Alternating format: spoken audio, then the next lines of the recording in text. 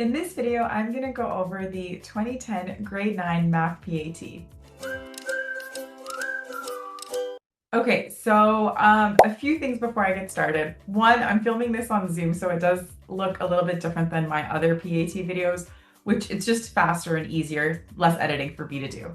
Second, this PAT, as I mentioned at the beginning, is from 2010. So what that means is this was actually made before there was a Math Part A. So what I'm going to do is do my absolute best to predict the types of questions that could be found on Part A, because I know all of you have that coming up soon. With that being said, there's of course no guarantee, so take it with a grain of salt, practice it as much as you can, and we can go from there. All right, so let's get started with question number 1. All right, starting off with this one right here. So it says here, the letters on the number line below represent rational numbers. So there we go. The approximate value of root 15 is represented by the letter, and then we have our options here. This one, starting off strong, is a great example of something that they would use for Part A. Reason being is you're using estimation, obviously you're not using a calculator, and it's going through that number sense concept. So let's see how we would go ahead and solve something like this. First thing I would recognize is root 15 is not a perfect square. Instead, I have my list of perfect squares right here. So what that means then is, looking at this, I can say, okay, well, what are the perfect squares that are in between this? Well, I know the perfect square of root 9 is equal to 3. And the next one would be root 16, which is equal to 4. Now, this number here is, of course, closer to the square root of 15. Okay, or excuse me, the square root of 16. I'm not sure what's going on with my words there. So in the middle right here would be 3.5. And we know that the square root of 15 is closer to the square root of 16. What that means is the number here is, of course, less than 4, but closer to 4. So we can see that that's going to be represented by this right here. So our answer is going to be C. Okay, number 2. Sorry, I like this layout a little bit better. A truck heads north at a constant speed of 80 kilometers per hour. A car leaves 20 minutes later, heading north along the same road, traveling at a consistent speed of 90 kilometers per hour. Which of the following equations could be used to determine how much time in hours, which is represented by T, the car travels until it catches up to the truck? So the key thing here, and they made it very crystal clear, is they told us that they want everything in hours. So the first thing I'm going to want to do is turn that 20 minutes into hours. So for 20 minutes into hours, we're going to go 20 minutes is equal to 20 minutes over 60 minutes in 1 hour. So all I'm saying is that's the conversion, right? There are 60 minutes in 1 hour. That's going to get me to a total of 1/3 just by simplifying the fraction. The other way, and this goes to my students that are watching this that know how to read an analog clock. The way that I do this is I kind of just split my clock into thirds. And then we know from here to here would be 20 minutes. I'm sure that made sense for someone, but that's just the way my brain did it, so I wanted to share it. Okay, so that already tells us we are looking at the options that have a third in it, because 20 minutes is a third of an hour, so I can already get rid of this. All right, so out of those options, really the main difference has to do with if we're going to take away the 20 minutes or add the 20 minutes. Now, this is a little bit of a tricky question. I kind of just did some research. So from my understanding, parts of this concept is no longer in the grade 9 curriculum. If anyone knows different, please let me know. I say that because when I was in the classroom teaching grade 9, this isn't a concept we did, but I remember doing it when I was in grade 9. Anyway, besides the point, we can still solve it with the skills that we have. The part of the skills that you may not be familiar with is the formula that I have underlined here in pink. But like I said, we can still solve it. So again, out of those two options, we're looking for A and B. A says that we take away the 20 minutes, and B says that we add the 20 minutes. So for this equation, we are actually going to be adding the 20 minutes. And the reason being is simply because the truck started driving first, which means it's been on the road longer than the car. Okay, so that means I got to account that and add it in together. Okay, I hope that makes sense. If it doesn't, let me know in the comments. But again, like I said, this style of question that really relies on that distance, speed, time formula, from my understanding, isn't something that you would see come up. I also want to add that when I looked at the notes of this, only 18.2% of people got it right in 2010. So I know it's our second question and that feels like a lot. Let's not stress about it. Let's just go on to question 3, okay? All right, question 3. We have a translation. So it says here that here are our original coordinates.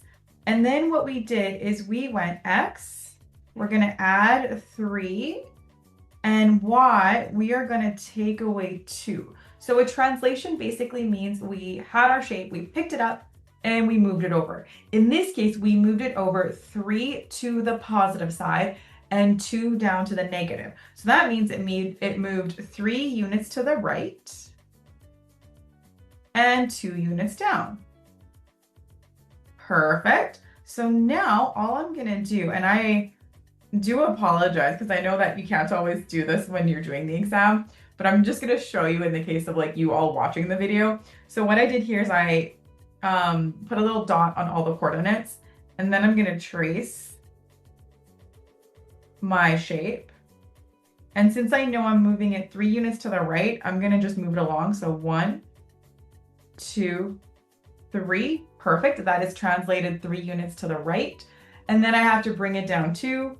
So 1, 2. And now I can find my new coordinates. So for example, this would now be J prime.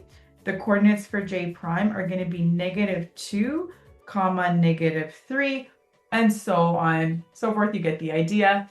And that's going to leave me with option B as my answer.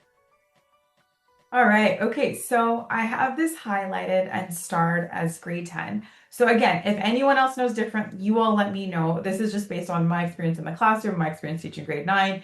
Of course, things could have changed since then, but I'm looking at this question, looking at how to solve it, and the way it gets solved, in my opinion, would be more of a grade 10 aspect. In fact, I actually made a video about a similar question to this in my grade 10 playlist.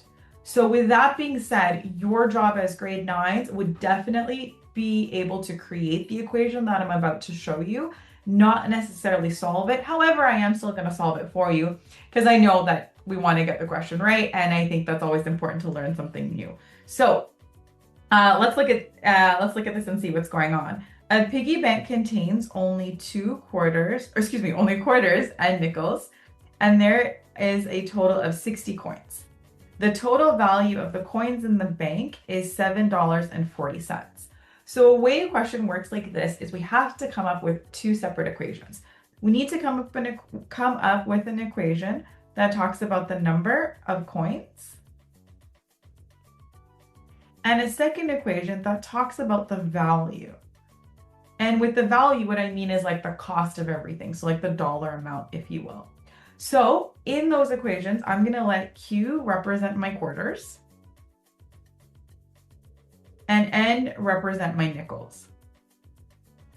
Now, similar to that question we did previously, we want to make sure the units are the same. So in these, since our answer is given to us in dollars, we are going to want to convert our coins into dollars, okay? So that means the nickels are going to be 0.05 of a dollar, and our quarters are going to be 0.25 of a dollar. So now I'm going to put those equations together. So let's look at the one equation of the number of coins. Well, here's what we know. We know that there are a total of 60 coins.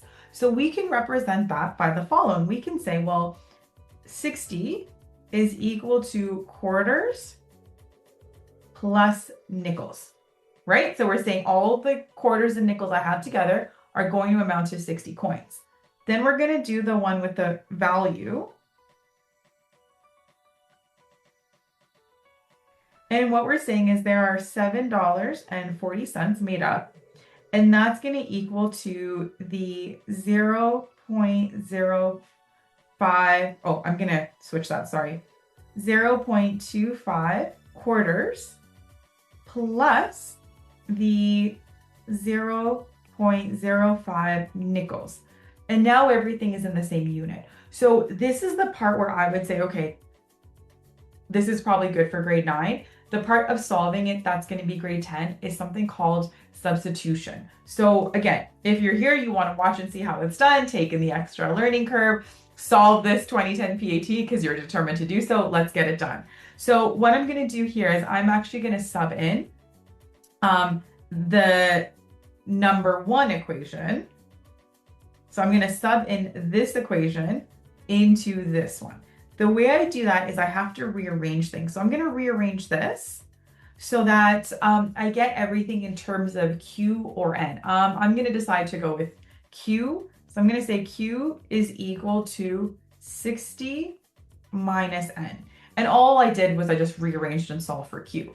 Now what that means here is in this equation, I can plug in that Q value. So this is going to get me the following. All right, so I'm going to get this, and basically what I did is wherever there was a Q, I subbed in 60 minus N, and now everything is the same variable. Now, if you're unsure of the subbing part, that's okay. Where if you are still here and we're watching this question, this part I would definitely say is grade 9, the actual solving of it. So what we're going to do is distribute this here because we have a number outside the bracket, so we're going to rainbow it in. And then from there, I'm going to get the following. All right, so I distributed that. So now I can add these together, and that's going to get me the next step right here. All right, so what I did is I combined these here because they are like terms. They have the same variable, so I can combine them. That's going to get me to this here. Now all I'm going to do is solve for N. So I'm going to do that by adding a negative 15 to both sides. And that's going to get me this. All right, so what I did was I just added the negative 15 to both sides. That gets me this. Now what I'm going to do is I want to get N alone. So I'm going to divide it by negative 0.20. Again, both sides are going to get that. What's going to happen there is those negatives are going to go, we're going to negative divide by a negative. That's going to get me a positive answer, leaving me with N equals 38. So what this means is that in this equation, the number of nickels are going to be 38. Now the question's actually asking me how many quarters do I have? So now that we know the number of nickels, I'm going to sub it into this equation here that we started off with. So what I'm saying is now 60 is equal to quarters, which is still what we're trying to find out, plus the number of nickels, which is 38. To solve this, I'm going to subtract negative 38 from both sides. And that's going to get me to Q is equal to 22. So the number of quarters in this piggy bank are 22. All right, so I've got number 4 here. This one I would say is a really good kind of mental math sort of question here. So we want to know which of the following expressions, so here are my expressions, is equivalent to this. So the first thing that I would recommend is to, again, ignore our options and let's just focus on solving this. So 40 plus 10 is going to give me 50. We know we have to use BEDMAS, so we're going to do the numbers inside the brackets first. 6 take away 4 is 2, leaving us with the bottom of 5 times 2. 50 is going to stay on the top. Over 5 times 2 is 10. So we can continue to remember that that fraction line is the division line. So 50 divided by 10 is going to get me 5. So what we want to know now is, looking at our options here, which of these, when I do them, are also going to get me 5. So for this one, we're just looking at left to right. I'm going to come back to this. Normally, if I see an option like that, that's going to be left to right. It's probably not going to be the case. I want to go right into those brackets. All right, so I've got the answers listed here. And then I do want to just take a moment to kind of go through it just so it's all clear. So with option C, we know that we did it before. 6 take away 4 is 2. And then we're going to go 5 times 2. Well, that's going to give us 10. So if I were to rewrite this, we're going to say 40 plus 10 divide by what's now inside the brackets is 10. And then for D, it looks really similar. The only difference is the 40 plus 10 is in brackets, and we're going to divide that by 10. So the difference between option A and C is that option C has no brackets. So then as I follow BEDMAS rules, I'm going to follow this first, which tells me that we're going to go 40 plus 1 because 10 divided by 10 is 1. That's how I got my 41 for C, which is not equivalent to the question above. But with D, I'm going to say 40 plus 10 is 50. Divide by 10. That gets me to exactly what I had earlier. So that's why option D is our answer. All right, number 5, probably one of my favorite things with exponents. If you are confused with exponents and you need a quick recap, I have all the exponent laws on located in this video here. But let's look at this question. We want to know if n equals 2, which of the following expressions would give the largest result? So with the quote unquote largest result, you might be tempted to sub in 2 and pop it into the equation.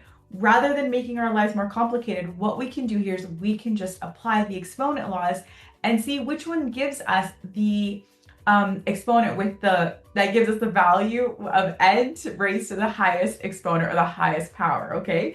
So to do that, I'm gonna walk you through this. To do this, what we're gonna do is just apply our exponent laws, and I'll walk you through them again. So for this one, we have the same power, or excuse me, the same base. So that means we are multiplying 2 exponents with the same base. So we are going to add the powers. That's going to get me to n to the power of 7 over n to the power of 4. Nothing is going to change with the bottom here. So now I can subtract those because our law says that when we are dividing exponents with the same bases, we can subtract them. That's going to get me to n to the power of 3. So that's A. We're going to do the same thing for B. Now, whenever I see an exponent, or excuse me, a base with no exponent, we can pretend that the exponent is 1. So when I see something like that, I can subtract it. So 5 take away 1 is going to get me to n to the power of 4. And then with C, it's a little bit different. What I have is I have an exponent outside the bracket. So we're going to do our mini rainbow and rainbow that in. That's going to get me n to the power of 6 over n. Again, we have to subtract that. That gets me n to the power of 5. So far, that right now is our largest exponent. Let's try the next one. Same thing, I'm going to do our mini rainbow. That's going to give me n to the power of 10 over n to the power of 4. Subtract that. That gets me to n to the power of 6. So this is my base with the largest power, meaning that if I subbed in n, I would be going n times n 6 times, giving me my largest number possible. So the answer for this one is D. All right, number 6. So this is another one that I would definitely expect to find on the part A of the PAT. We need to find the solution to this inequality. So we're just doing algebra, minus the fact that we need to remember what happens when we divide by a negative number. So let's go ahead and solve it first. So I'm going to move the 6 to the other side by adding a negative 6 to both sides.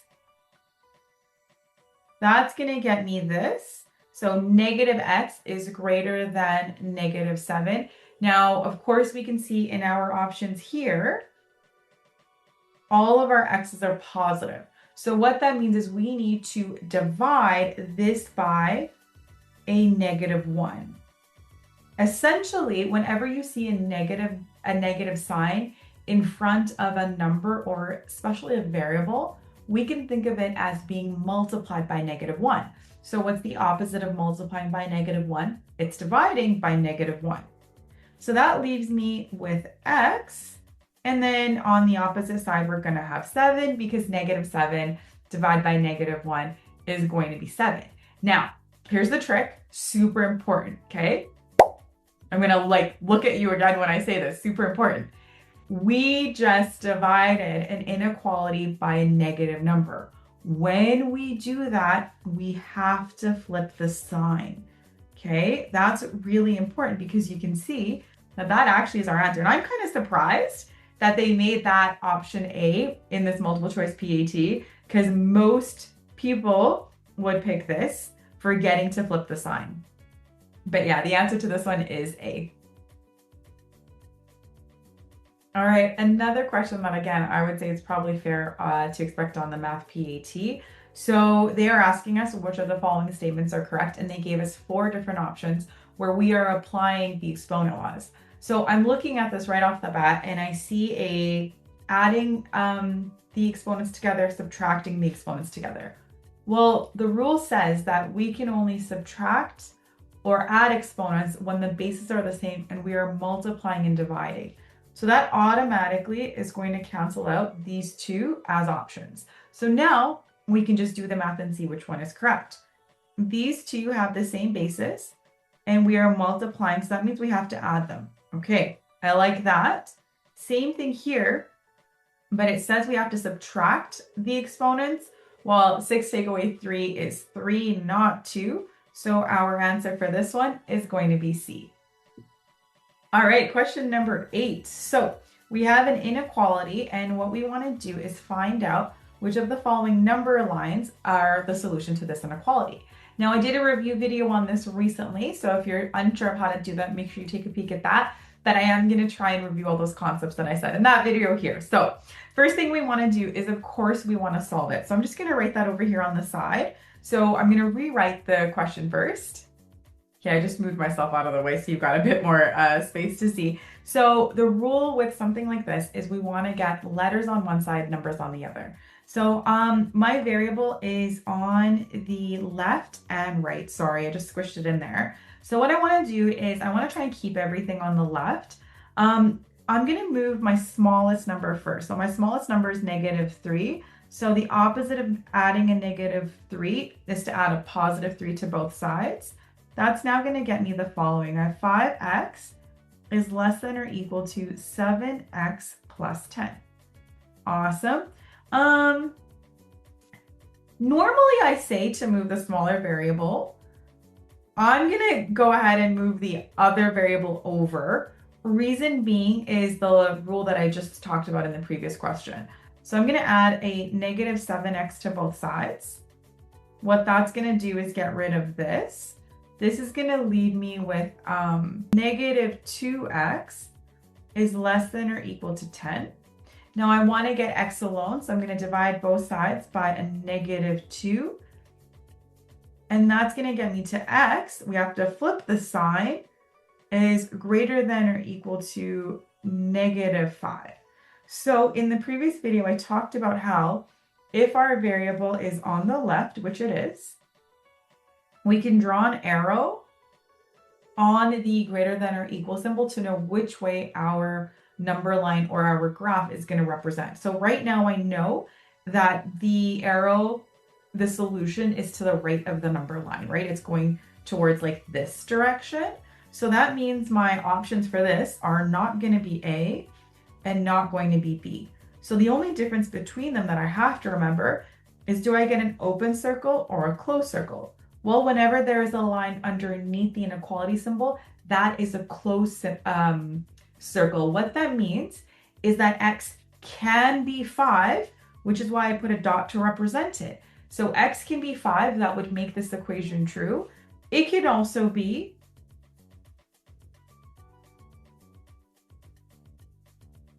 anything that is greater than -5. So that means my answer to this is option D. All right, what I'm going to do here is share one of the other YouTube videos I made that covered the exact question for numerical response number 2. Okay, this is numerical response number 2 from the 2010 PAT, so a little bit old, but still a good question.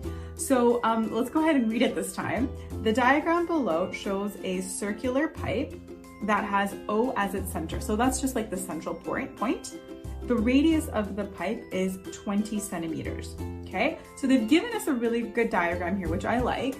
And from there, our job is to figure out the maximum depth of the water in the pipe. So that part is going to be crucial. We want to make sure we're getting the maximum depth. So let's break down the diagram a little bit. Here's our circular pipe. So when we think about this, most pipes are circular. In fact, you all let me know if I'm wrong. I think all pipes are actually circles. And what we've done is we've cut it. So we're given this diagram here.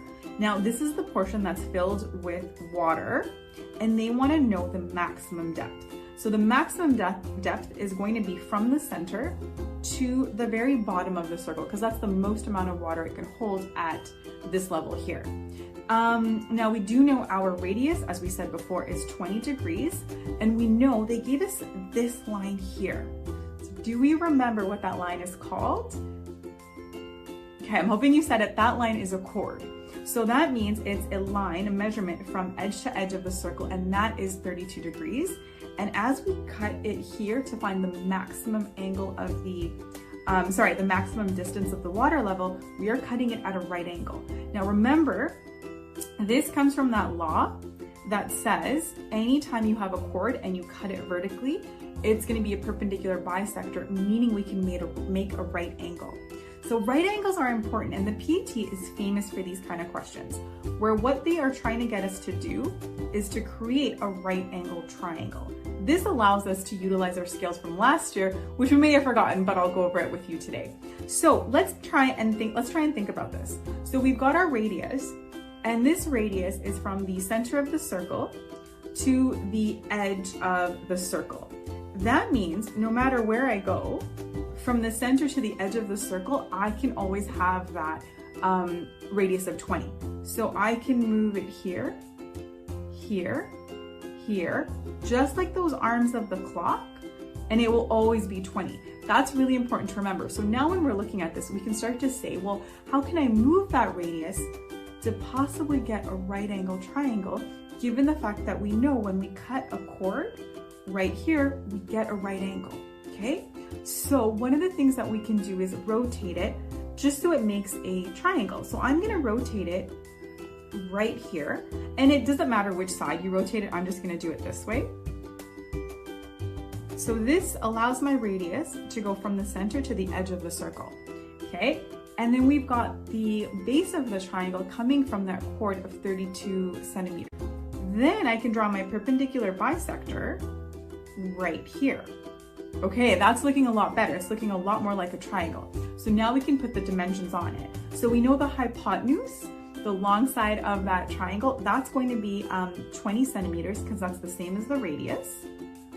And we know the height of it, well, that's what we need to figure out. That's our unknown. And then the bottom of it, well, we have to do a little bit of thinking here.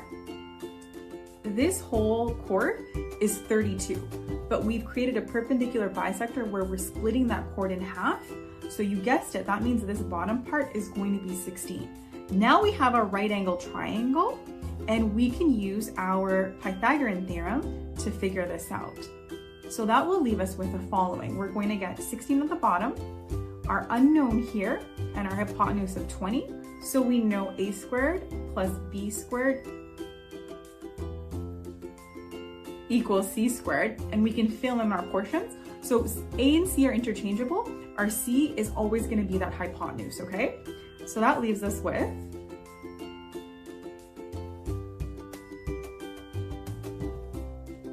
and then now I can start to solve it. So 16 times 16 is 256. B squared is going to stay b squared, and c squared is 20 squared, which is 400. Now we want to solve for b, so we're going to take away 256 from both sides. That leaves me with b squared is equal to 144. This is beautiful, it's a perfect square. So the square root of 144, and sorry, we're taking the square root of both sides to get b alone. Just as a remember, if we forgot, what this is saying is a number times a number.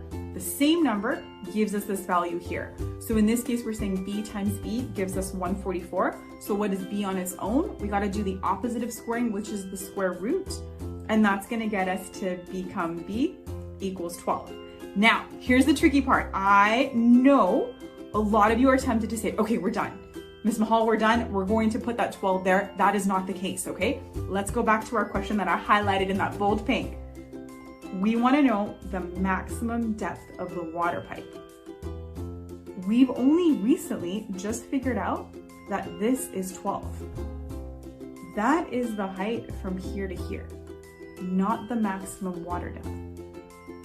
So we got to think, how do we figure out this portion? That's the only portion we want to know, given that we know from here to here is 12. Okay, so if you're thinking about it, hopefully you're thinking that we can use our radius. So our radius, again, we can draw it out anywhere over on the circle, which means our radius is going to be here. That whole portion is 20. Now, since we only want to know the depth of the water, we can go ahead and take away our radius. We can go 20, take away the portion that we found out, which is 12, and that's going to give us a maximum depth of 8 centimeters. So the answer for this one is 8. All right, number 9 here. So we have a lovely model question. I know for some of you, the tiles are the best thing in the world. And for the other set of you, they are the worst thing ever. It all depends on how our brain kind of looks at math. So one of the things I want to just be super clear about is the PAT loves to switch what is positive, what is negative in terms of how they create their legend. So we want to be super clear about this legend here. So in this case, we know that if it's shaded, it is positive. And if it's unshaded, it is negative. So using that legend, and I should add that just because this legend says this scenario for this question, we might see in another question coming up, they flipped everything. So we just have to be really clear about it. So we know that the shaded is going to be positive. I almost said negative because that's how my brain sees it. What I'm going to do with this is I'm going to write on it and just not even worry about the options that they gave me. So I'm going to say, okay, well, this is 1. All of these are worth 1. So in total, I have 8. And those are just 8 little ones, right? And then for my bars, as I call them, this is a negative x. So each of these are negative x. So now we can put them together. We can say, okay, well, we have negative 4x, right? I'm just counting them all together, just adding them all up, like 1, 2, 3, 4. And then I have 8. So negative 4x plus 8. Now let's take a look at my options and see what we have here. So, okay. I didn't look at this, but it looks like it represents the product of. That's my fault for doing what most of you do, which is not reading the question. So let's fix that. The algebra tile model above could represent the product of. Okay, so now we have to figure out the product of these, and you guys can kind of giggle at me for making that mistake. So what I'm going to do is rewrite everything here. So now what we can do is we can rainbow in the number outside of those. And remember, we're looking for the answer above. So I drew the rainbows in. I'm going to walk you through the first few. So 2 times 2x is going to give me 4x. I can multiply those. That's no problem. Whenever I'm multiplying, I just have to combine. I don't want to say combine, but I just have to kind of add the x in or add an extra x. And I don't think we see that in this example, but when I'm saying the extra x, just as an aside, I'm saying when we go x times x, that's going to give me x squared, okay? So I don't see that here, but let's just keep going. So that gets me to 4x plus 8.